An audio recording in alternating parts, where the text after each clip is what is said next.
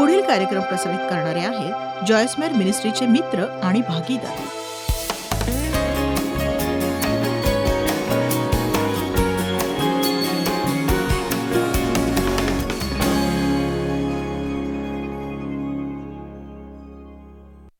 आज तुम्ही निर्णय घ्या की तुमच्यातल्या कोणत्या भागाला तुम्ही आनंदित करू इच्छिता.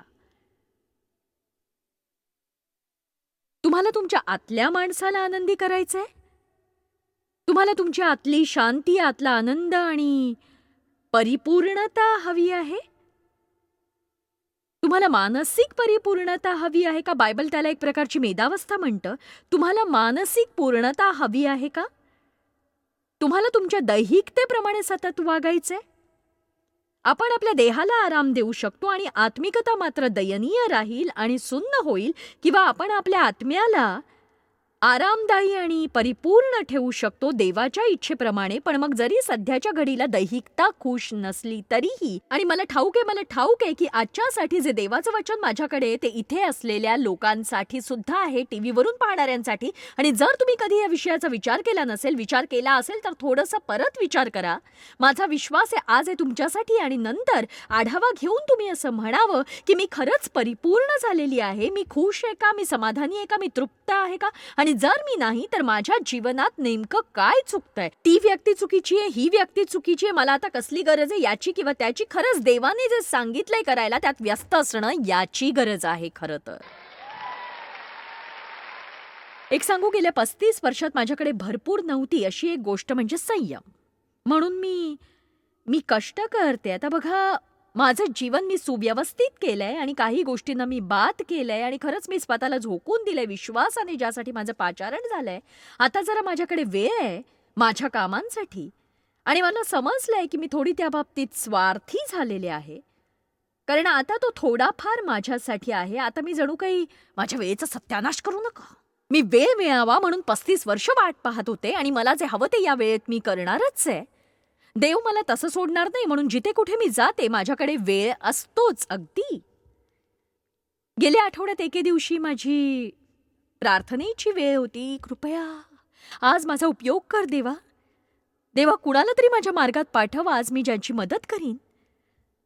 देवा, मला वाटतंय की तू माझा उपयोग करावास. तू जर उपयोग करून घेतला नाहीस तर मला बरं वाटणार नाही. मला बाजारात जायचंय, मस्त शॉपिंग करायची आहे.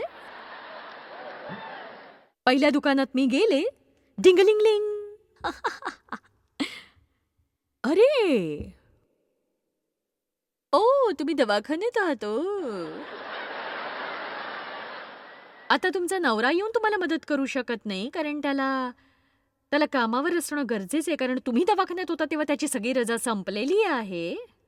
आता आता आता तू घरी कसं जाणार?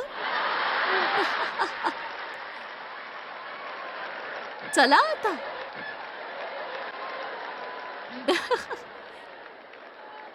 मी जे करत होते ते मला थांबवायचं नव्हतं, पण पाय धुण्याचा मी निश्चय केलेला आहे. हे बघा, पाय धुण्याचा मी निश्चय केलेला आहे. खरं तर मी तुम्हाला आव्हान देते की धार्मिकतेच्या दिखाव्याच्या ठिकाणी जा. छोटीशी रोशनीशी सोबत ठेवा आणि लक्ष द्या की कितीतरी उद्बोधक कारणं सापडतील पाय धुण्यासाठीची.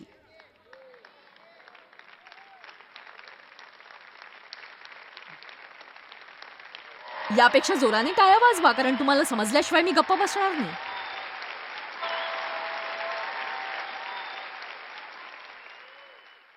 विवाहाच्या बाबतीत याचा उपयोग कसा होतो ते सांगते. एके दिवशी गेल्या आठवड्यात मी दिवसभर काम करत होते. देव बाहेर गोल्फ खेळायला गेला होता.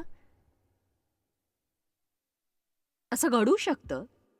मी घरी आले, माझं जेवण वाढून घेतलं. त्याचं जेवण तोवर वाढून घेतलं नव्हतं, आणि मला वाटत होतं की त्याने माझ्यासोबत पिक्चर बघावा, आणि तो अंघोळ करायला गेला. मग तो म्हणाला की चल आता मी माझं जेवण वाढून घेतो, पटकन खाऊन घेतो. म्हणजे अशा प्रकारे आम्ही वागतो. म्हणजे मी माझं जेवण वाढून घेते, तो त्याचं, आणि विशेष करून आम्ही एकाच वेळी तिथे नसू तेव्हा. आणि म्हणून मला वाटलं की मी मी त्याचं जेवण वाढून द्यावं. आणि मग मी सगळं तसं केलं आणि तो आला, सगळं काही करावं लागेल या अपेक्षेने आणि असं होतं की अरे वा, किती छान बायको आहे. मी त्याच्यासाठी सगळं टेबल मांडून ठेवला होता, अगदी पिण्याच्या भांड्यासकट सगळं. त्याला फक्त तिथे बसून जेवायचं होतं, शांत.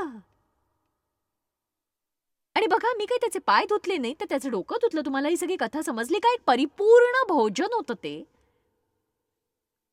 आणि मलाही बरं वाटलं, म्हणजे अगदी गर्वाने वगैरे नाही, पण असं सुखावह वाटलं मला. कळलं तुम्हाला? म्हणजे मला इतकं चांगलं वाटलं नसतं त्या रात्री जर मी तसं केलं नसतं. तो दिवसभर गोल्फ खेळलाय, मी काम केलंय, त्याचा तो वाढून घेईल. एक सांगू, तुमच्यापैकी कुणाचाही असा स्वभाव नसेल, म्हणजे मी समजू शकते तुमचा असा स्वभाव नसेलच, पण माझा तसा असायचा हो कधी-कधी. मला माहिती तुमचा तसं नसणार, नाहीच. आणि म्हणून सकाळी मी कॉफी घेते आणि त्यासोबत गव्हाचे 2 कुरकुरीत टोस्ट, ज्यावर बदामाचं लोणी लावलेलं असतं आणि थोडासा मध टाकलेला असतो, कच्चा कच्चा मध. हे मी करते ते माझ्या प्रार्थनेनंतर. मी सकाळी उठून कॉफी तयार करते आणि दुसऱ्या दिवशी देव सकाळीच उठला. अगदी सकाळी मी त्याला म्हटलं, की "तू माझे माझे टोस्ट तयार करशील का माझ्यासाठी?" तो म्हणाला, "म्हणून तर मी उठलोय." आता तुम्ही बघा, अगदी खरोखर इतरांसाठी तुम्ही तसं करा जसं तुम्हाला हवंय, त्यांनी तुमच्यासाठी करायला. जर सुरुवातीच्या काही पायऱ्या तुम्ही चढलात, तर घरातील गोष्टी तुम्हाला बदललेल्या दिसतील. मी म्हटलं, घरातल्या गोष्टी तुम्ही बदलू शकाल. मी म्हटलं, घरातल्या गोष्टी तुम्ही नक्कीच बदलू शकाल. टीव्हीवरून बघणारे तुम्हा सगळ्यांशी मी बोलतेय असा विचार करू नका, की तुम्हाला तिथे मी पाहत नाहीये. तुम्ही तुमचा टीव्ही बंद करू नका, कारण मी तुमच्या गरजेचं सांगते आणि तुम्ही ते ऐकायलाच हवंय. तुमच्या मनात काय चाललंय ते मी ऐकू शकते. तुम्हाला असं वाटतंय मी करावं, पण मी करूनही त्याने केलं नाही, तर मग काय, तो करेलच असं नसतं कधी नेहमी. मीच करते नेहमी. ठीक आहे, मग व्हा पुढे, दयनीय व्हा आणखी. मला कळत नाही तुम्हाला आणखीन काय सांगणार मी. सगळ्या प्रकारे प्रयत्न केले तरी मी तुम्हाला सांगते हा एकच मार्ग आहे.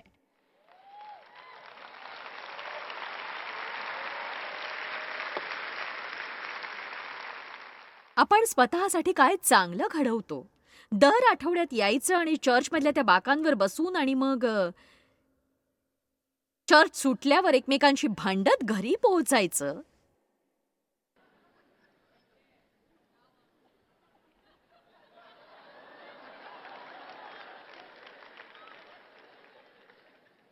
घरी गेल्यावर स्वतःला नावं ठेवायची सगळी दुपार, कारण कुणीही तुम्हाला हवं तसं वागत नाही म्हणून.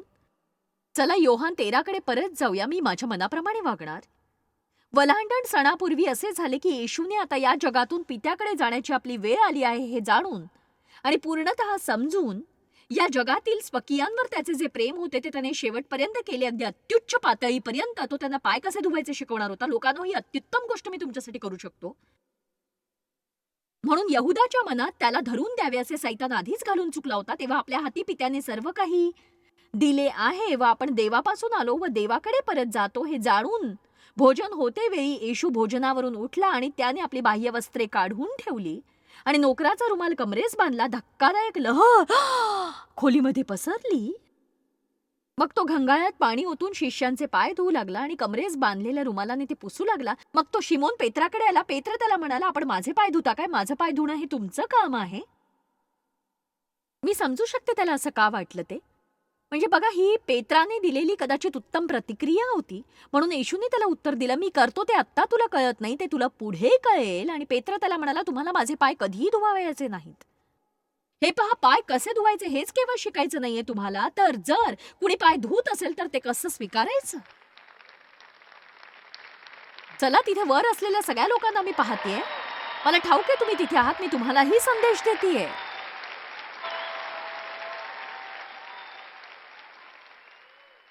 पेत्र म्हणाला, तुम्हाला कधीही माझे पाय धुवावयाचे नाही. येशूने त्याला उत्तर दिले, मी तुझे पाय न धुतले तर माझ्याबरोबर तुला वाटा नाही.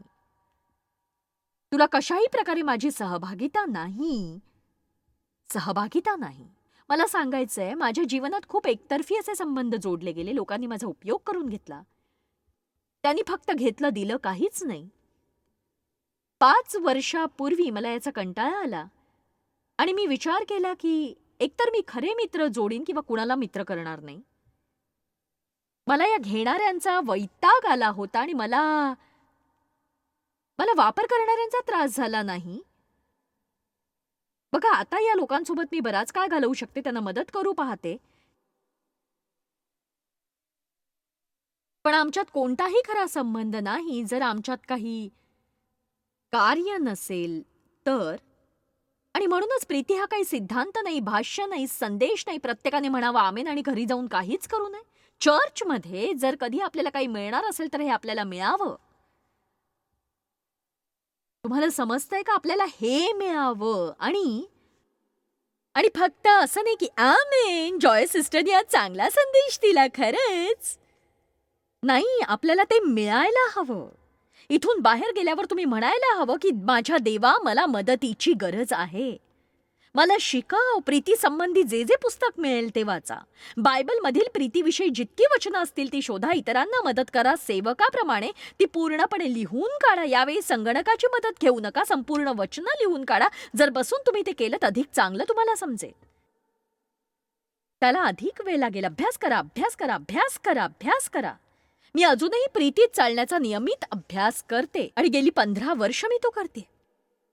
आणि मला हे सांगायचे की मला सैतानाचा त्रास होत नाही, कारण माझा प्रीतीत पुढाकार आहे.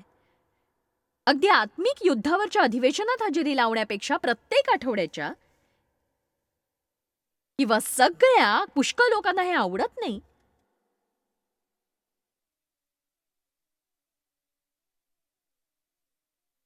चला, मी खरं बोलते आज.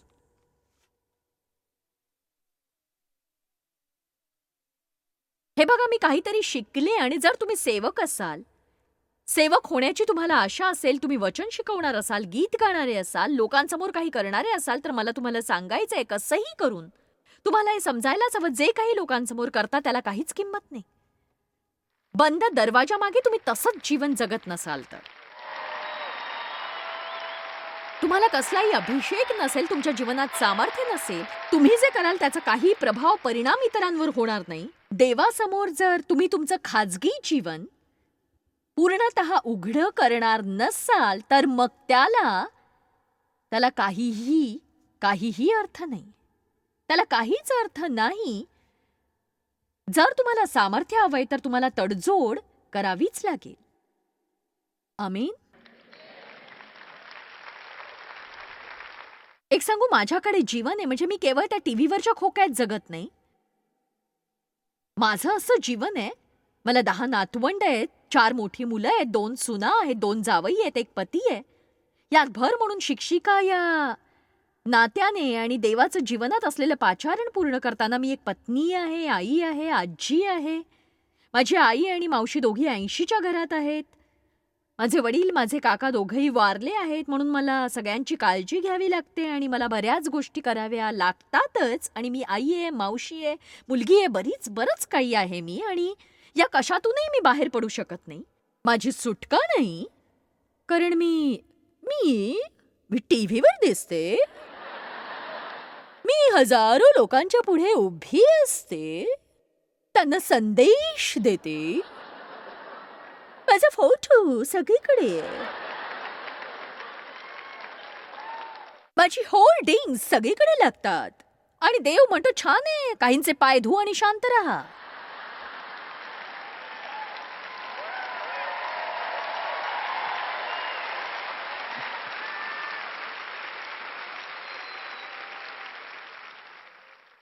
बघा, मला वाटतं तुम्ही मला चांगलं ओळखता हे समजल्याने मी काही कशाविषयी फुशारकी मारणार नाही. मी तुम्हाला सांगतेय, हे मिळण्यापूर्वी मी जवळपास मृतवत झाले होते. कारण आपण दासासारखे युद्धाला सामोरे जातो आणि ते युद्ध करतो. आपल्या देहात असं काही करावं असं नसतं. बायबल म्हणतं, तुम्ही सुवेळी अवेळी तयार राहा.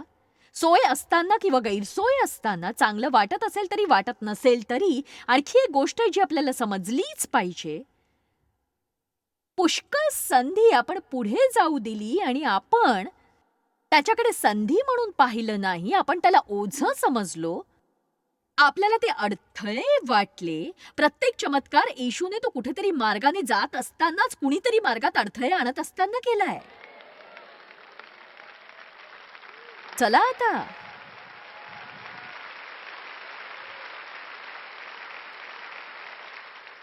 मला नाही माहित आपलं लक्ष सतत केंद्रित आहे की नाही, पण इतकं नक्की की सभोवताली काय चाललंय याकडे लक्ष नसतं आपलं.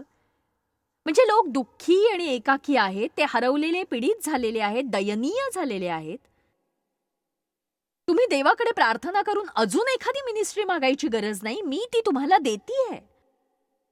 असं म्हणू नका की माझी इच्छा आहे की देवाने मला सांगावं माझी कोणती मिनिस्ट्री असावी. लोकांकडून हे ऐकून ऐकून मी कंटाळले, अगदी 15 किंवा 20 वर्षापासून ज्यांचं तारण झालंय त्यांच्याकडून. मला वाटतं मी काय करावं, देवाने सांगावं. मी हवालदिल झाले, मला समजत नाही मी इथे काय ते. चला नुसतेच चर्चमध्ये बसून राहू नका. आपण सगळेच जण आतून असे मेदवृद्धी झालेले ख्रिस्ती आहोत. मी आतलेपणाविषयी बोलते, मला कोणाचा अपमान करायचा नाही. मी बोलते की आपली दैहिकता इतकी अशी सुजल्यासारखी झाली की वचनं वचनं वचनं. कुठे चाललात सिस्टर? मी चर्चला जातेय काही वचनं ऐकायला, या आठवड्याचा आशीर्वाद घ्यायला. हो.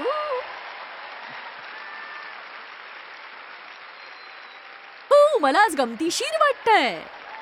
हालेलुया.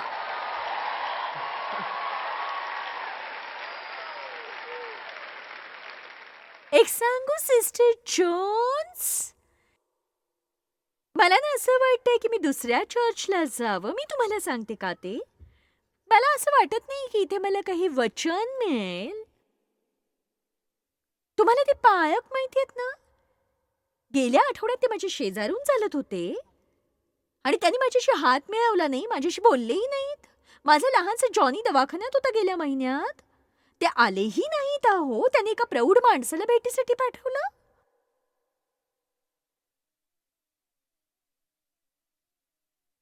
उफ.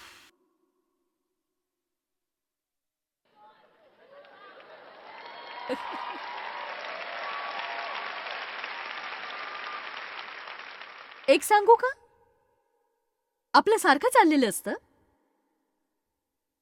माझ्या बाबतीत काय, माझ्या बाबतीत काय, तुम्ही मला चांगलं वाटू देत नाही, तुम्ही माझ्यासाठी काही करत नाही. मी मला मी मला मी मला मी मला. तेव्हा येशू पुढे येऊन म्हणाला, वचन 12, मग त्यांचे पाय धुतल्यावर व आपली वस्त्रे चढवून पुन्हा बसल्यावर त्यांनी त्यांना म्हटले, मी तुम्हाला काय केले हे तुम्हाला समजले काय? तुम्ही मला गुरु, शिक्षक आणि प्रभू असे संबोधिता आणि ते ठीक बोलता, कारण मी तसा आहेच. म्हणून मी प्रभू व गुरु शिक्षक असूनही जर तुमचे पाय धुतले तर तुम्हीही, हे तुमचं कर्तव्य आहे. तुम्ही अनुग्रहाखाली आहात, तुम्ही कर्जदार आहात. एकमेकांचे पाय तुम्ही धुतले पाहिजेत.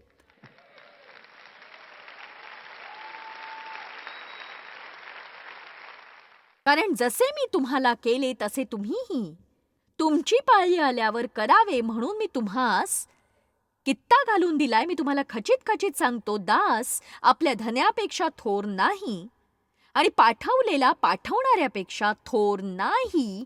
पाठवणाऱ्यापेक्षा थोर नाही म्हणजे तो असं म्हणतोय, जर मी या गोष्टी करू शकतो तुम्हीही करू शकता.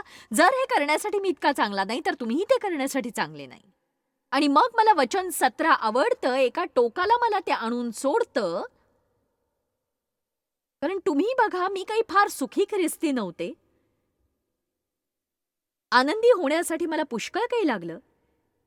शेवटी नाखुश राहण्याचा मला इतका कंटाळा आला की मी त्या सगळ्या गोष्टी केल्या ज्यामुळे मी आनंदी होऊ शकेन, आणि आता त्या सगळ्या असून सुद्धा मी आनंदी नव्हते. मग मी देवावर ओरडायला सुरुवात केली, मी आनंदी का नाहीये? तो म्हणाला, तू स्वार्थी आहेस. हे बघा वचन 17, जर या गोष्टी तुम्हाला समजतात तर त्या केल्याने तुम्ही धन्य, आनंदी, हेवा करण्याजोगे आहात. ते आचरणात आणा. जर तुम्ही त्याप्रमाणे वागाल आणि त्याप्रमाणे कृती कराल. तुम्हाला हे समजलं का? धन्य आणि काय? आनंदी. धन्य आणि आनंदी. धन्य आणि आनंदी. धन्य आणि आनंदी. जर तुम्हाला या गोष्टी समजल्या आणि तुम्ही त्या केल्यात, मी तुम्हाला सांगते तुमचं काय होईल ते. हा संदेश ऐकल्यानंतर जर तुम्ही त्याप्रमाणे वागला नाही तर तर तुमच्या तुमच्या विपत्तीत वाढ होईल मग.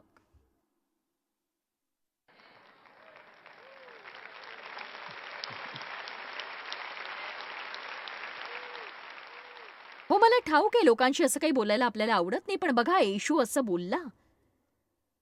कारण तो त्यांच्यावर प्रीती करत होता.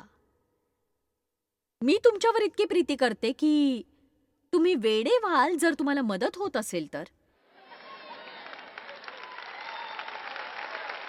मला हेच म्हणायचंय. ज्या प्रकारे मी बोलते तशी मदत करू शकत नाही, हे देवाने माझ्या मनात घातलेलं आहे आणि त्याने जे सांगितलंय ते मला बोलायला हवं. मी ते प्रेमानेच सांगते. हे देवाने सांगितलेलं नाही असं काही मी बोलत नाही. पण मी तिथे असते, मी ते केलंय आणि आता दुःखी ख्रिस्ती लोकांचा मला कंटाळा आलाय.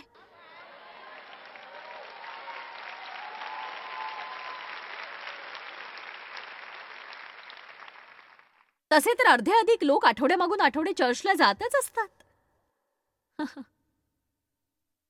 लक्षात घ्या हे. एक सिस्टर टॉमी बर्नेट पालकांकडे आली आणि म्हणाली की मी इतकी हताश झाले पालक साहेब, मला काउन्सिलिंगची गरज आहे. ते म्हणाले एक सांगू, या आठवड्यात मला पुष्कळ काम आहे. आणि पुढे त्यांनी सांगितलं या आठवड्यात तर शक्यच नाही, जर पुढच्या आठवड्यात तू आलीस तर मी काउन्सिलिंग करीन. ते म्हणाली मधल्या वेळात मी काय करीन मला ठाऊक नाही, मी खूप निराश झाले, मला माहित नाही मी ते करीन की नाही. ते म्हणाले ठीक आहे, मला माहिती आहे तू चांगल्या कुकीज बनवतेस कारण मी याआधी खाल्ल्या आहेत, तर तू घरी जा काही कुकीज तयार कर आणि कुणाला तरी बनवून दे. ती म्हणाली काय? ते म्हणाले तू माझ्यासाठी हे करू शकतेस का, माझ्यावर विश्वास ठेव आणि माझ्यासाठी कर. पुष्कळ आठवडे गेले, ती परत आलीच नाही. एके दिवशी ते चर्चमधून बाहेर निघाले होते आणि ती बाहेर त्यांना दिसली. त्यांनी विचारलं काय झालं, तू काउन्सिलिंगसाठी येणार होतीस ना, तू निराश होतीस ना. ती म्हणाली हो, पण कुकीज तयार करत असताना माझी निराशा संपून गेली.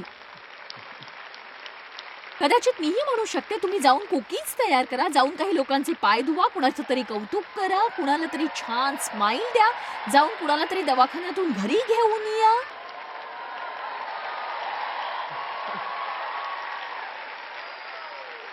बघा तुम्ही इतके आनंदी झालात की तो विचार केल्याशिवाय तुम्हाला राहावत नाहीये. इथे सहकार्याची एक लहर पसरलेली आहे आणि मला म्हणायचंय लाईट्स प्रखर आहेत, संदेश चांगला आहे, संगीतही छान आहे. तुम्ही जणू काय वाव, पण तुम्ही घरी पोहोचेपर्यंत वाट पहा, सकाळी उठेपर्यंत वाट पहा आणि जरा ताजेतवाने व्हा.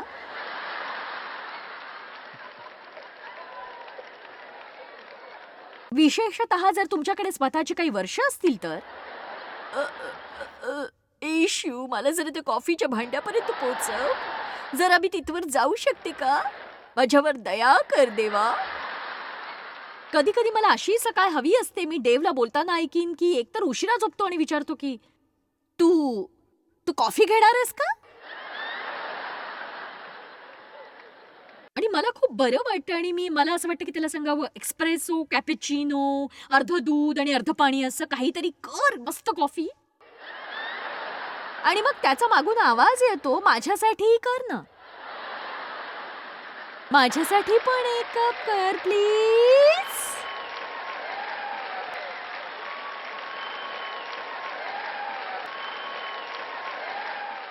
आणि जेव्हा आपली तयारी असते तेव्हा चिडायला लावणारी गोष्ट म्हणजे ती तयार करण्याचे पुष्कळसे नियम असतात. आणि जो माझ्यासोबत प्रवास करतो आणि डेव्हला ओळखतो त्याला ठाऊक आहे मी काय बोलतेय. मला कागदाचा रुमाल घ्यावा लागतो आणि मग त्यावर त्याचा तो कॉफी मग ठेवावा लागतो, कारण डेव्ह मेकॅनिकल इंजिनियर होता आणि एअर कंडिशनिंग डिपार्टमेंटमध्ये त्याचं काम होतं आणि उष्णतेच्या वहनाचं त्याला ज्ञान आहे आणि त्याला ते नको असतं. म्हणून मला त्याला खूप खूप दूध हवं असतं, अगदी भरपूर नाही पण. हा हा हा संदेश आठवाल तेव्हा तुम्हाला काय वाटेल? जेव्हा तुम्ही तसं कराल आणि तरीही म्हणाल आमेन सिस्टर जॉयस, आज मी पाय धुते. बघा देवाच्या दृष्टीने विचार केला तर दुसऱ्यांसाठी चांगलं करणं यातच मोठेपणा आहे. दुसऱ्या लोकांना आपण कसे वागवतो हे महत्वाचं आहे आणि त्यासाठी जरी आपल्याला त्याग करावा लागला तरीही आपण तो करावा. चांगुलपणा दाखवण्याचा शेवटी परिणाम तुमच्या आशीर्वादातच होईल. योहान 13:17 आपल्याला इतरांसाठी आशीर्वादित व्हायला शिकवतं आणि ते म्हणतं की जर या गोष्टी तुम्हाला समजतात तर त्या केल्याने तुम्ही धन्य आणि आनंदी आहात आणि याचं आचरण केल्याने तुमचा हेवा केला जाईल. खात्री करा की आपण इतरांपर्यंत पोहोचू. जा त्याच्या राज्यामध्ये कधी नव्हे तेवढे आशीर्वाद मिळवायला. जॉयस्मायर मिनिस्ट्रीज करता तुम्ही खूप मौल्यवान आहात. आम्हाला तुमचं कौतुक आहे आणि जगभरामध्ये हे सेवा कार्य शक्य करण्याकरता आम्ही आमच्या मित्रांचे आणि पार्टनर्सचे आभारी आहोत. आम्ही एकत्रितपणे भुकेल्यांना खाऊ घालतो, गरिबांना वस्त्र देतो आणि राष्ट्रांना सुवार्ता सांगतो. तुमच्या प्रार्थनेच्या विनंतीकरता आमच्याविषयी आणखी माहिती मिळवा. जॉयसच्या कॉन्फरन्सच्या तारखा पहा आणि ख्रिस्ताची प्रीती जगभरामध्ये पसरवण्याकरता आमचे सहभागी व्हा. याचा सर्व खर्च जॉयस्मॅर मिनिस्ट्रीचे मित्र आणि भागीदार करत आहेत.